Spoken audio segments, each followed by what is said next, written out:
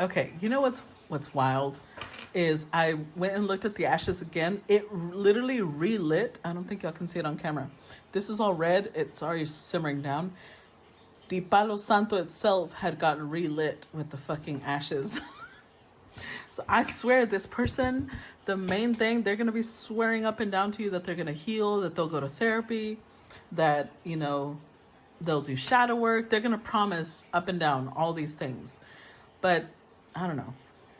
I personally would not go for it. It's up to you guys. Clarify Page of Pentacles. Because I do want to remind you, there's no such thing as a wrong choice. Even for something like this, I don't think that this person would ever physically harm you, but this person would keep you very much under their control. Clarify Page of Pentacles. See, they're showing up in all this powerful energy, though, which is why in the 3D, they must be a powerful person.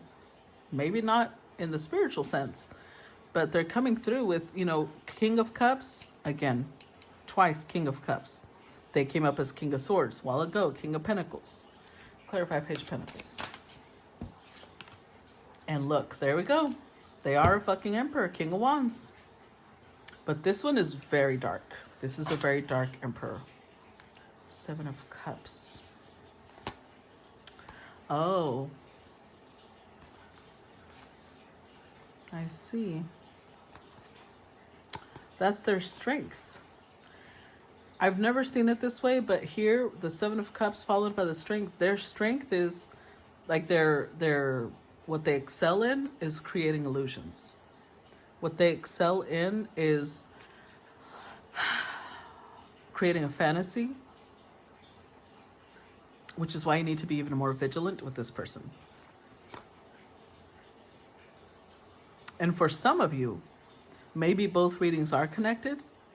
And I think yesterday's reading came out a lot more lighthearted because for some, it will not be that way at all. For others, the two readings are connected. And maybe you feel a lot more lighthearted about it than it really is. But this is for sure someone who knows, whoever this Two of Cups is for this Emperor, they know that this person is no good. They know.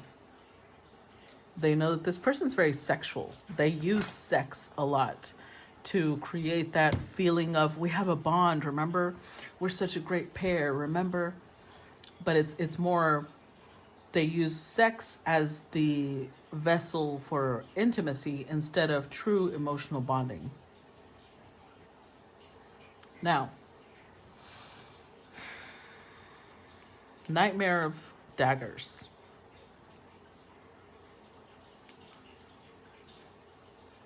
I think that this is where you're going to be calling them out because they're going to want answers.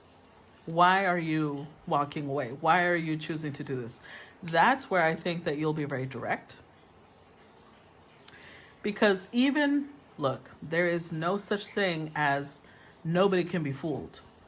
The more we grow, the more we heal, the less likely it'll be that we can be fooled. But there's no guarantee that you'll never be fooled, okay? So don't judge yourself because with the Seven of Cups, this person's very good. They're very good at, that snake makes me think of like entwining themselves into someone's life. They're very good at that. So don't be hard on yourself. Don't start putting yourself down because you didn't see through them, because you fell for it. Remember, there's no such thing as a wrong choice. If you got involved with someone like this, then there's a lesson here. The Nightmare of Daggers is also encouraging you to do the digging. What was it about this person that hooked you? Because some illusion that they created hooked you, and then you saw the truth. Then you eventually got to the point where you're like, oh, hell no. What is it that hooked you so that you know what the lure was? What lure did they use? Because on some level, that lure is what has you hooked still. Whoever they presented themselves to be at the beginning is clearly not who they are. But you are still attached emotionally to them because of what they presented to you at the beginning. Maybe Maybe that's how this is connected to yesterday's reading. For some of you, you may be mistaking who that reading is because this person may have shown up as a gentleman at the beginning. This person may have shown up as, you know, the very masculine, attractive, fiery, passionate energy. But this, I'm telling you, this energy is way different. Way, way different. And I think the key to it all, with the Page of Pentacles there, is that you need to pay attention a lot more to what this person does versus what they say. Don't pay attention to what, because somebody like this, somebody who's good at manipulating, they're good at insinuating things. They're good at, you know, creating innuendos, creating an understanding without outright saying it, etc., etc. But their actions will give them away, like dead giveaway, their actions. Tell me about the Lovers. Ace of Cups, tell me about the Lovers. Terror of Cups, tell me about the Lovers. The Divine, which is the High Priestess. The Magician. There is something about this.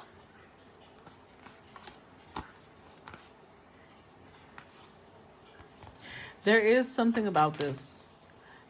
Okay. I feel like yesterday's collective and this collective are connected for some of you. And for those of you where these two readings are connected, this is... Oh, how do I put this? Okay.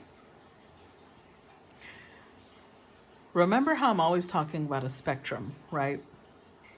I feel like if this is the energy you're in, if this is the energy you're involved with, I honestly feel like this is almost like a lesson for the energy you will encounter later on in the reading of yesterday.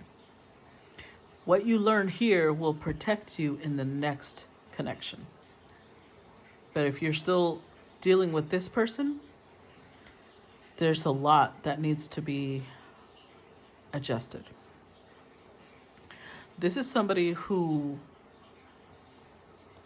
they do have, well, there's magician energy, but see, magician energy does not necessarily always mean spiritual magician, because we do have the Six of Wands and the Tower following that. So this could just be somebody who has a very good understanding of how to get what they want. Because magician energy, they know how to get what they want. Sometimes through magical means, sometimes through non-magical means. So that part is a spectrum. But what they do know is that you two are some sort of match made in heaven. That's how they feel. You are the...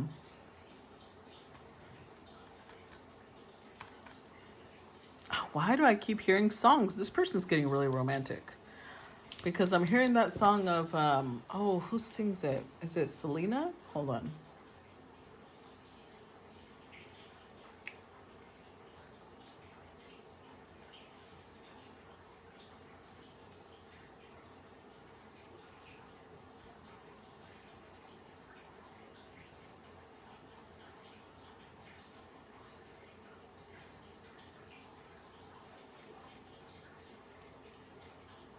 Yeah, that's it. Selena, and Naturally, it's the song Naturally. The part I was hearing in my head is where she says, "You are the thunder and I am the lightning." That's what I got with this. This person feels like that. You are the thunder. It says, how you choose to express yourself, it's all your own, and I can tell it comes naturally. You follow what you feel inside, the High Priestess. It's intuitive. You don't have to try. It comes naturally. And it takes my breath away what you do so naturally. You are the thunder and I am the lightning, and I love the way you know who you are, and to me it's exciting when you know it's meant to be. Everything comes naturally. It comes naturally when you're with me, baby.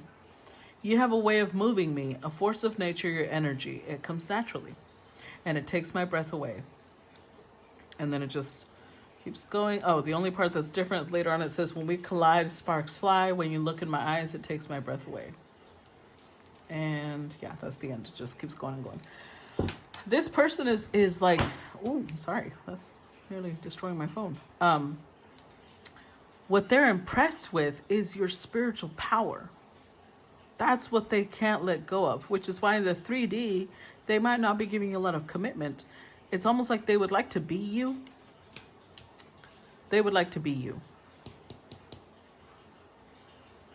So by any means necessary, they will hold you to them and disguise it as love, because they feel like you've got the intuitive power that they do not have, but they have the 3D know-how that you don't have. You're the empress to their emperor. You're the high priestess to their magician. And so they feel like, where are you going? We belong together. But see, Page of Cups, you are still attached to, for those of you who are still attached to this, you are still attached to this because you've created a fantasy around this person. Maybe they look really good. Maybe they're your ideal type in some way. But you're also walking away because intuitively, you're being told, run, girl, run. Let's read the Divine and the Magician. I mean, we kind of know what they are, but still, let's see if there's any additional messages there. So the Divine represents divine knowledge, tapping into the collective unconscious. The Divine is that quiet voice in the back of your mind that says, don't go there. It's dangerous. Oh, I wonder what that's in reference to. It's the whisper in the night that reminds you to check your locks or to avoid turning down a dark alley. It's your connection to the divine knowledge, the collective unconscious trust, your intuition, as it's telling you something you may not be willing to understand. I'm telling you, your intuition is why, which is why you are running. You are. That's why we had the, where was it? Over here, we had the High Priestess, followed by what? The Ten of Swords. And the Four of Cups. You're not going to stay. You know better. Your intuition is screaming at you to stay away from this person. And you're right. You are listening to your intuition, but this person still has access to you because you've created some sort of fantasy around who they are to you. And maybe because karmically there is some sort of bond between you two. But that just means that there's energies that you are having to learn to navigate. You may need to strengthen your boundaries. You may need to improve your... I don't see this being more about self-worth. I really feel like this is more about boundaries. And do not glorify being somebody's Capri Sun. You already know what I mean by that. Those of you who've been around for a while. Do not allow yourself to be this person's Capri Sun and think of it as a romantic thing, because it's not. Let's look at the Magician. Also, one more thing before we read the Magician. This is especially applicable to those of you who are listening to your intuition, because whoever this story is for, you know. Your intuition is telling you this person's dangerous. You need to stay away from them. They are not for you. Listen to that. Do not go against your intuition. Even if you're like, well, I don't have any proof. I'm going to tell you something. Very recently, I had a friend who I thought we were great friends. And this actually happened very recently. We've been friends for years. And it wasn't until very recently that I started getting a lot of unpleasant notifications that implied that this person might possibly be siphoning my energy. And I was like, no, not this person. And I kept denying it and I kept denying it. And what I did, because I didn't want to just turn on somebody, well, not turn, because it's not like I'm going to do anything to them, but I didn't want to walk away from a friendship based off of something that I didn't really have proof of, because I was like, this person's really important to me. So I prayed and I prayed to my guides to show me some irrefutable proof.